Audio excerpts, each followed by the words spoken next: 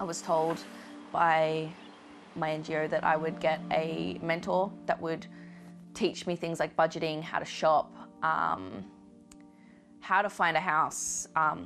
However, that never happened.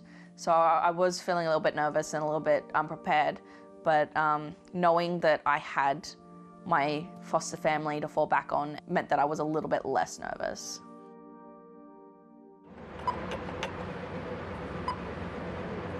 They're all top caseworkers except, I only saw one for like 6 weeks and then she left. I didn't see her again. I was like, where'd you go? So if it wasn't given to me by the caseworker, it was given to me by my nan, my foster carer in the case. What sort of supports did you get? Life skills. Even like in school, she would always ask, hey, the boys need tutoring, can we get a tutor? And then they would say yes. When I turned 18, they said, if you're gonna live here, you're gonna pay $50 a week in rent and you're buying your own food. And at the time I was like, oh, really? But now I'm like, that got me prepared for budgeting when I left home. I was doing HSC at the time, and my nan said, most carers would be getting rid of kids, but you're free to stay here as long as you want. And that was pretty good. I knew I can't stay there forever. I have to grow up. So yeah, I did grow up and I moved out. I did feel like I had to leave, but that was for myself. Even throughout high school, I was very independent. I wanted to do things for myself.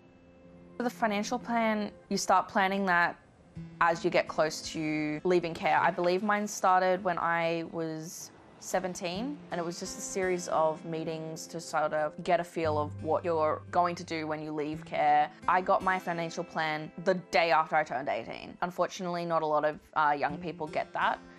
It's either years later, or I know people who have never even heard of the financial care plan. When I got the plan, it didn't have as much as I thought I would have, like things that I didn't think I would need.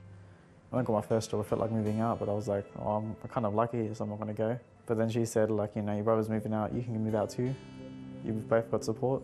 My brother got the support from Docs. He gave them his own unit through another agency, and I ran through that agency too, and me and my brother have my own house, our own unit. It was very hard to find a place that was in our budget, but also would accept 2 young people with casual jobs. One of the girls I grew up with, she has been living out of a suitcase for 5 or 6 years now. I have had friends who were really worried during COVID, and they had their 18th birthday during the big lockdown we had, and they had to find a rental with very little support during COVID. And I can't imagine how terrifying that would be.